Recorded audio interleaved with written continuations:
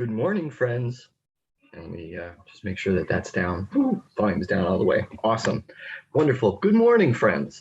And welcome to another episode of PB Reads the Bible. And it's episode 28 on our journey through Matthew, which means we'll be doing chapter 28, the last chapter of the book of Matthew, that's why I'm doing it today on Friday, because it's the last chapter.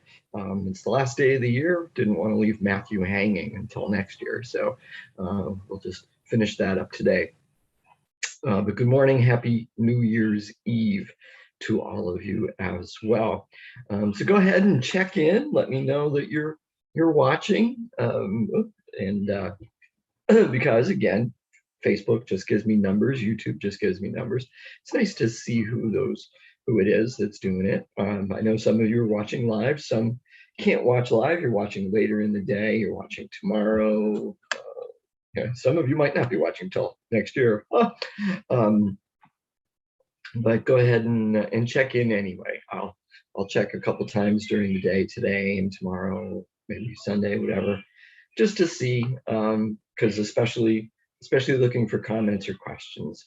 Maybe I say something that doesn't come out quite clearly, you're a little confused on, and you want me to clarify something, or you get confused between a couple different things, and you need some help straightening that out.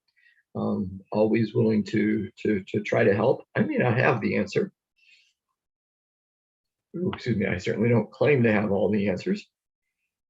So, but if I don't have the answer, I'll try to find it for you to help clarify things. That's an important thing. It's okay to not have the answer, as long as you're willing to try to find the answer. Oop, I better plug in my, excuse me.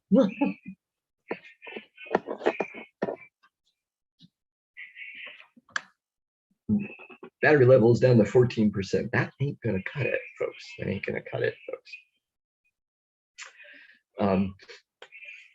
So where was I? So yeah, questions. If you got questions, comments, put them out there. If you've got things you want us, we are a family. Just like Matthew keeps talking about family with his community of the faith. We are a family. So if you if you have things that are on your hearts you want us to keep you in prayer about, let us know. Let us know. Looks like we got a few here. All right. Good morning, Maureen. So yeah, I'm doing this from home. So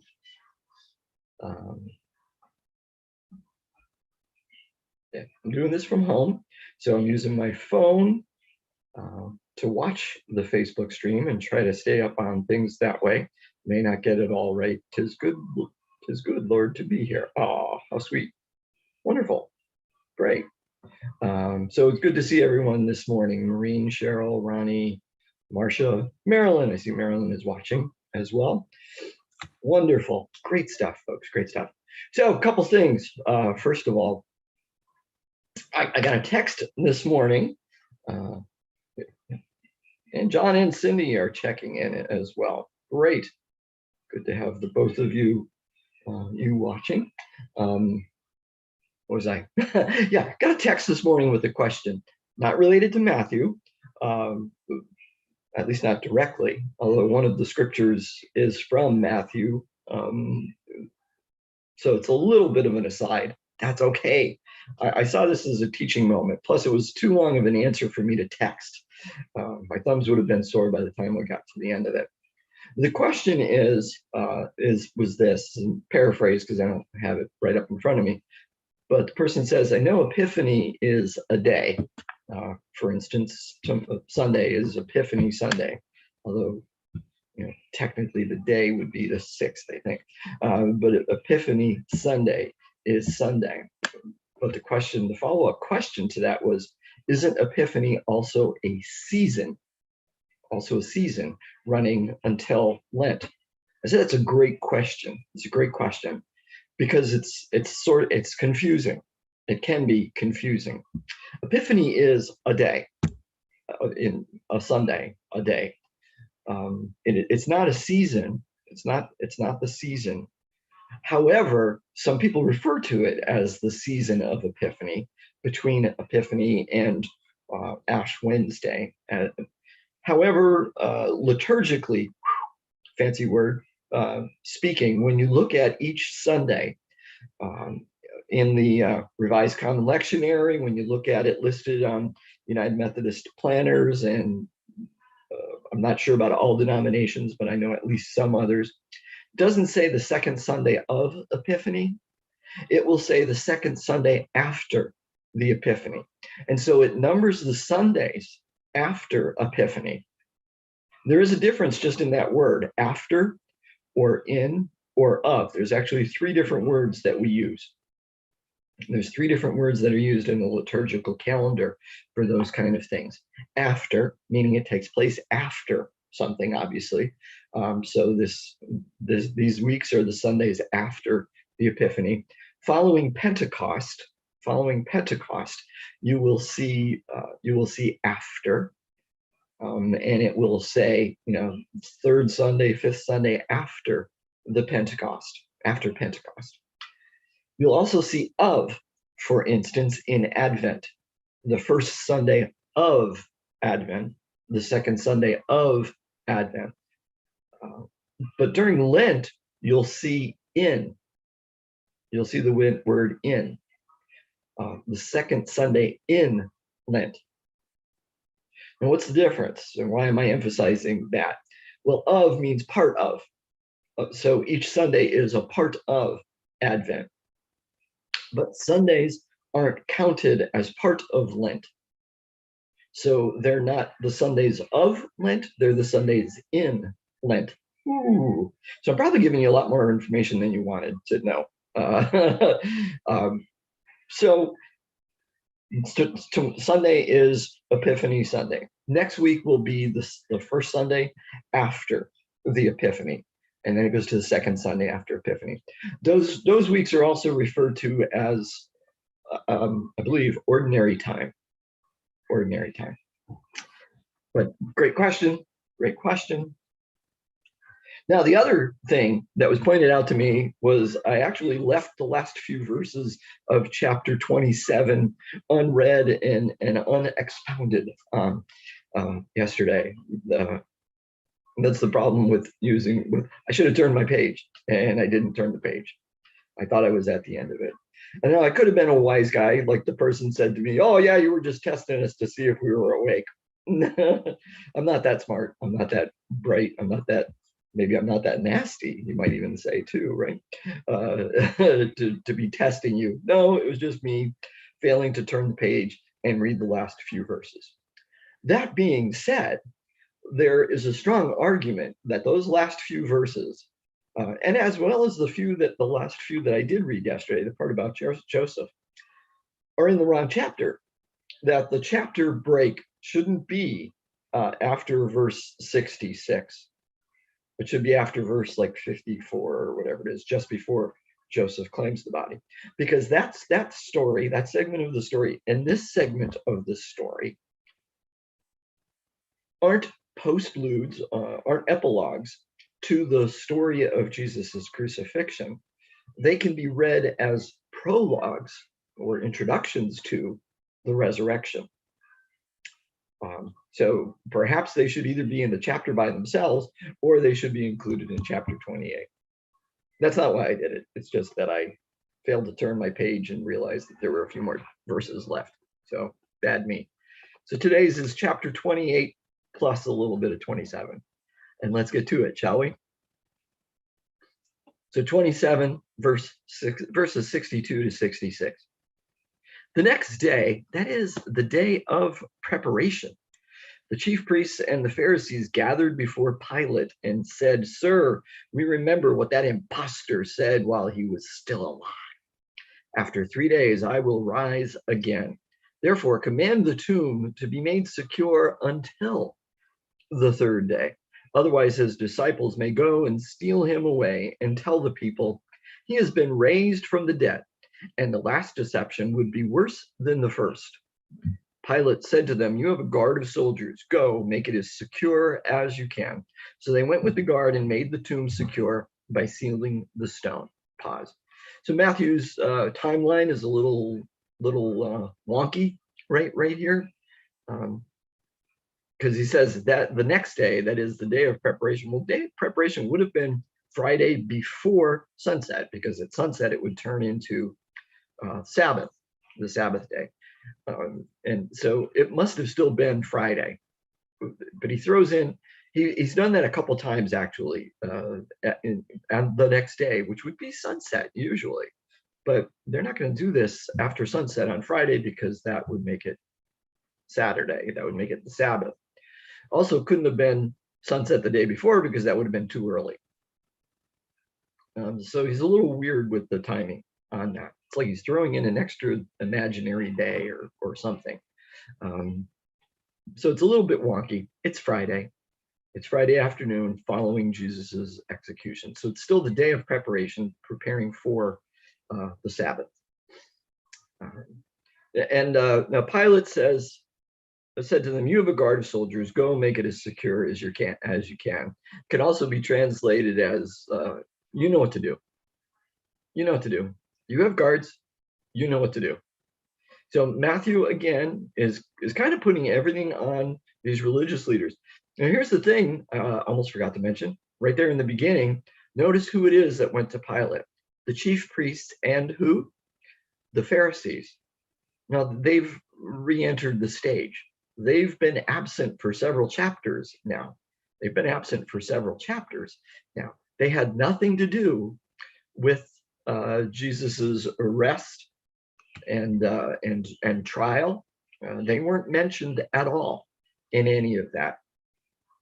But Matthew wants to make sure that they're included in this group of people who were anti-Jesus, who were opposing Jesus. And remember, of course, they still do represent the kingdom of the world, the kingdom of the devil.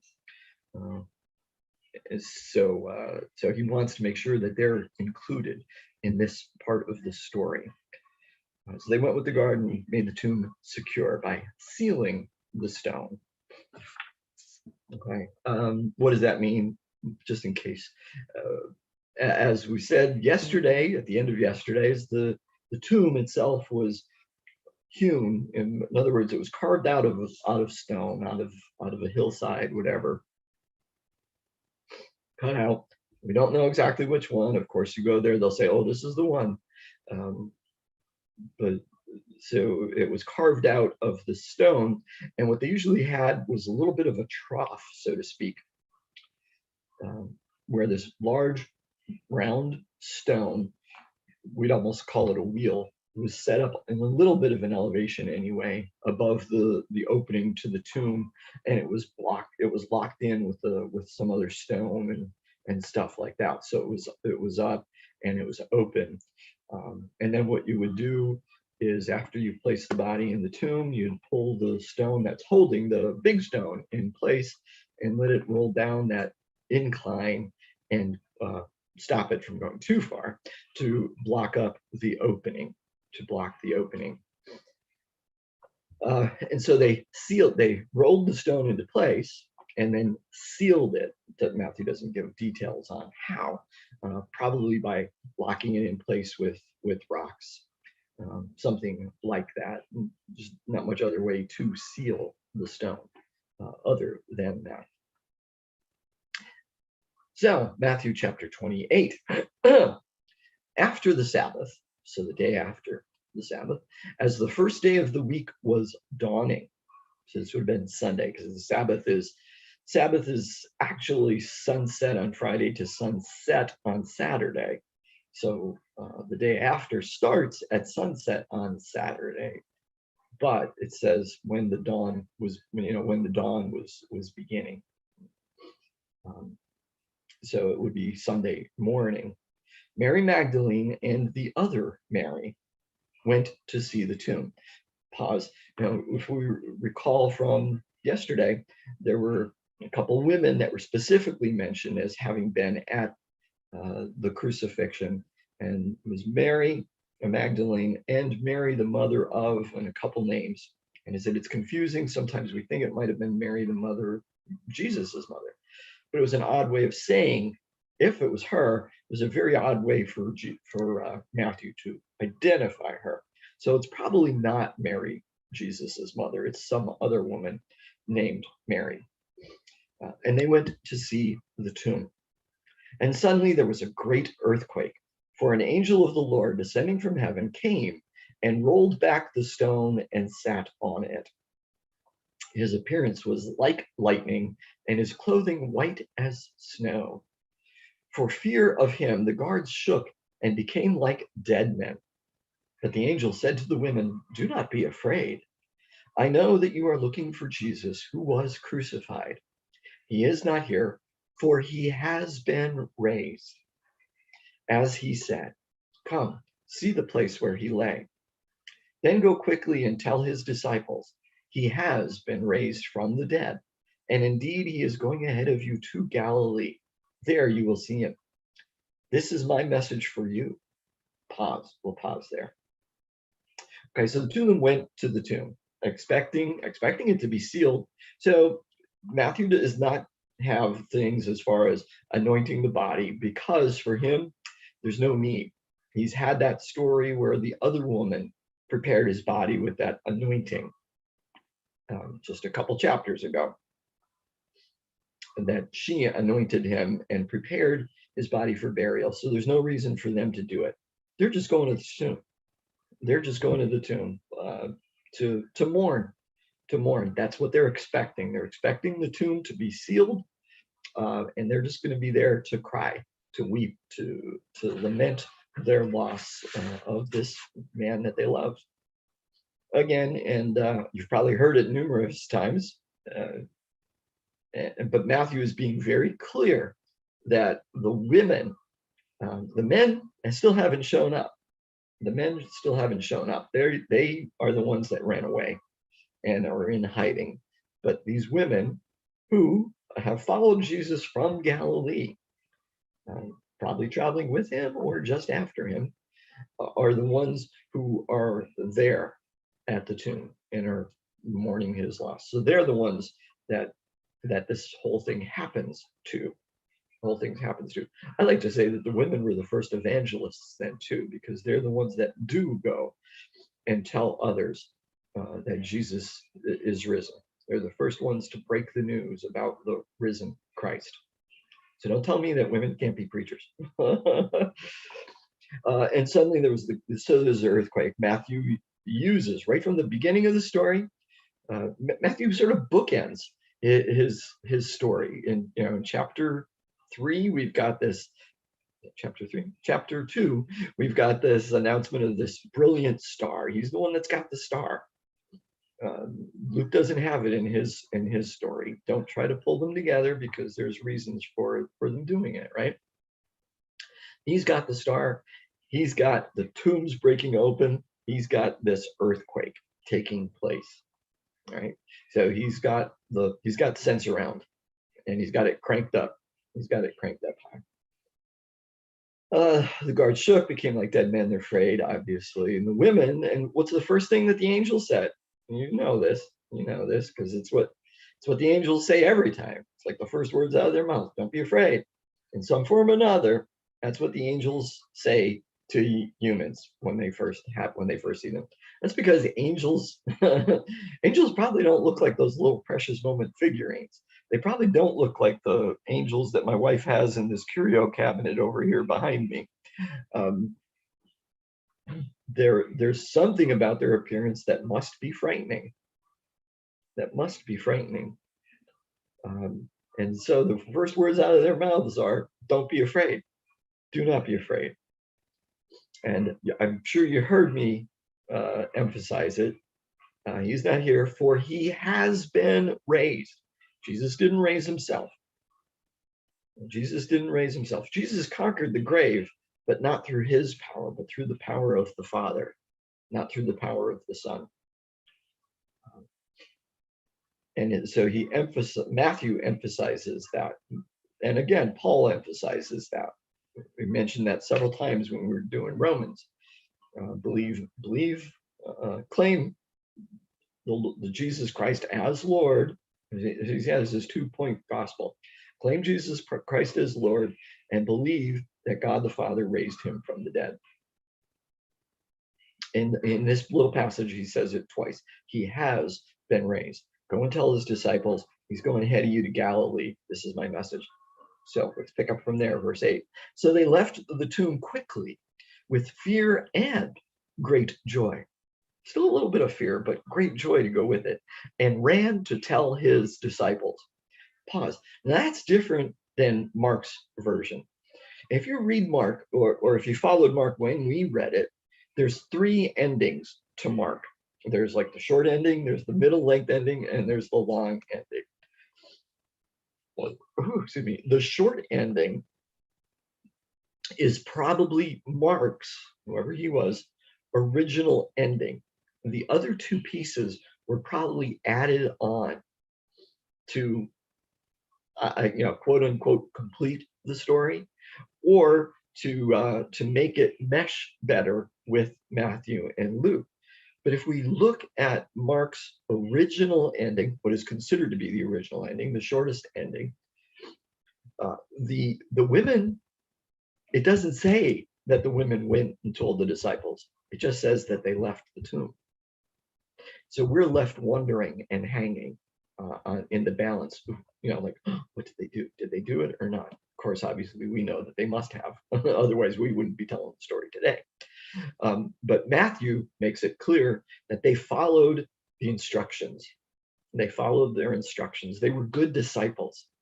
They were good disciples. Their obedience was obvious. They ran and told the disciples. Continuing, suddenly Jesus met them and said, "Greetings." And they came to him, took hold of his feet, and worshiped him. Then Jesus said to them, "Do not be afraid. Go and tell my brothers to go to Galilee. There they will see me." Pause. So not only are the women the first ones to hear the message about Jesus, about the risen Christ, they're the first ones to see the risen Christ. And they're the first ones to go tell others about the risen Christ. And Jesus calls his disciples brothers. Again, that's an important word for Matthew because he wanted his church and other churches to realize that we're part of a family. It's family language. It's family language, and that's important language for him. Continuing. While they were going, some of the guard went into the city and told the chief priests everything that had happened. After the priest had assembled with the elders, they devised a plan to give a large sum of money to the soldiers, telling them, "You must say, his disciples came by night and stole him away while you were asleep. If this comes to the governor's ears, we will satisfy him and keep you out of trouble." So they took the money and did as they were directed. And the story is still told among the Jews to this day. Pause. Not much to say about this one because it's not very theological, other than still pointing to the religious leaders, the chief priests and elders, as not being obedient to God, but being obedient to themselves and to this world, and not being willing to change their minds, so to speak. The guards are actually, the guards aren't as two-dimensional as the religious leaders. The religious leaders are very two-dimensional. There's no depth to their characters at all. They show up, and we know they're going to make the wrong choices, do the wrong things. The guards have a little bit more depth. When you think about all the guards and soldiers, it seems like Matthew is saying, some of them have made good choices. Some of them said, "Hey, this was the Son of God," and worshiped him. And while others, these guys were afraid, and it's like they're on the border, they're on the edge, they're almost there. But when they tell the chief priests and they're offered money, they drift backwards. They drift backwards. So interesting stuff. Were the soldiers Roman or under authority? Presumably they are Roman because Matthew, they tell, that was a good question. Were they Roman soldiers or were they under the authority of the chief priests? They were Roman soldiers, but they were under the authority of the chief priests, at least in regards to this. Because if we just look back to the ending of chapter 27, that part I saved until today. Pilate tells gives the soldiers to the chief priests and says, you've got some guards, go do what you need to do. So they're Roman soldiers, but they've been directed by Pilate to do what the chief priests want. Does that make sense? I hope that makes sense. And so they did as they were directed. We're just following orders. Not a good answer. Continuing, last section, last few verses. Woohoo! Now the 11 disciples went to Galilee, to the mountain to which Jesus had directed them. When they saw him, they worshiped him, but some doubted. We don't know how many disciples. Was it just the 11 at this point, or did others show up as well? Right. And Jesus came and said to them, all authority in heaven and on earth has been given to me. Go therefore and make disciples of all nations, baptizing them in the name of the Father and of the Son and of the Holy Spirit, and teaching them to obey everything that I have commanded you. And remember, I am with you always to the end of the age. End of chapter, end of the book of Matthew. Not quite the end of what we're going to talk about. Oh, I'm sorry, it does say now the 11 disciples. Ooh, the 11 disciples went to Galilee. They worshiped him, but some doubted. Notice Jesus does not condemn them for their doubts. He doesn't pick anybody out, neither does Matthew. So doubting, having those doubts, I think Matthew is addressing, again, his congregation, his people, the church of his day, perhaps specifically his church, but it could have been, other churches as well of the time that were struggling with that, perhaps because of the delay in Jesus's return. And so they were having some doubts. And these disciples throughout the book have represented all Christians and represented the churches. So it would seem that Matthew is telling them, it's okay if you have your doubts.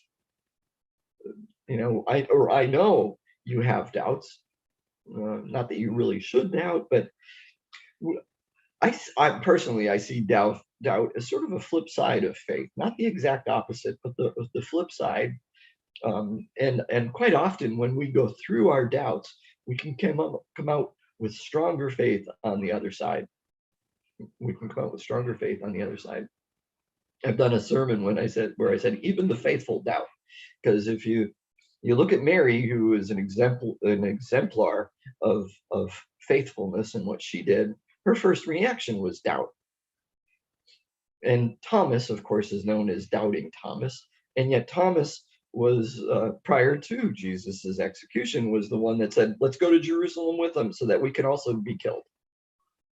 So he was an example of faith. And once he went through his doubt, which Jesus didn't overly criticize, he came out much stronger on the other side. And the tradition the Christian tradition says that Thomas went to India and was an amazing evangelist and preacher who did phenomenal work that lasted centuries. So Jesus's final words prior to his ascension in Matthew is the Great Commission. The Great Commission. Now, the Great Commission has multiple parts to it. And of course, different denominations kind of focus on different parts of it, and at different times have focused on different parts of it. When the best thing we can do is actually not focus on one part, but focus on all the parts.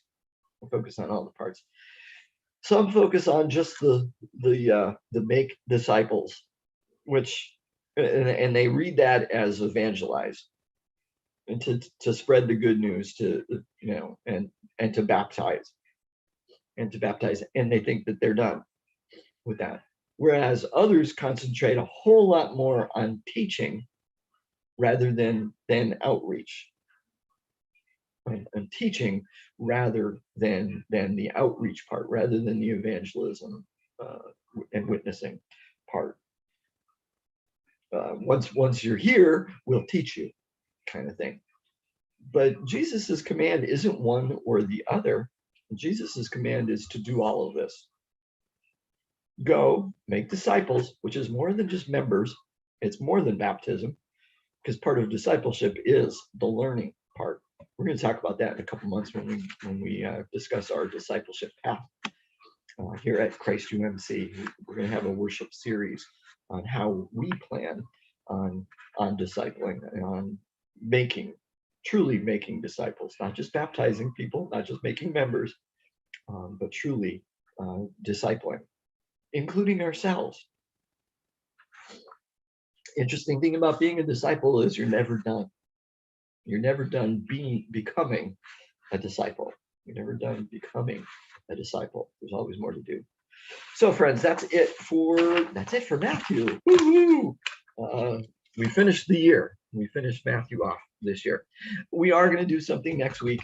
I keep going back and forth between a couple different things, and I know some of you did a study with me. A couple of you, anyway, did a study with me prior to doing this daily reading on the book of Jonah. But I think I'm going to do Jonah next week. It's a short one. It's only, Jonah's only a four chapter book. So we're going to do that one next week. And then we'll look at what to do after that. So, but even if you did that study with me a couple of years ago, I think we can both learn a little bit more anyway as we take a look at that one. I love the story of Jonah for multiple reasons. All right, my friends, that's it for today.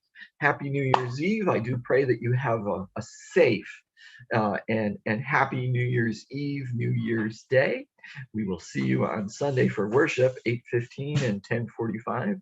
If you're worshiping with us online at the 10:45, have communion elements ready, bread or cracker, wine or juice, so that you can participate and we can be connected through that means of grace. I do pray that today has been beneficial to you, that God has spoken to you in some way as you go about your days, not just today, but every day. Keep those eyes and ears, physical and spiritual, open to everything God is doing in your life, because we do serve, love, an active, living God, concerned God. When you see it, when you hear it, say, "Thank you, Papa," and then tell somebody about it. Until we meet again, be blessed, my friends. Be blessed.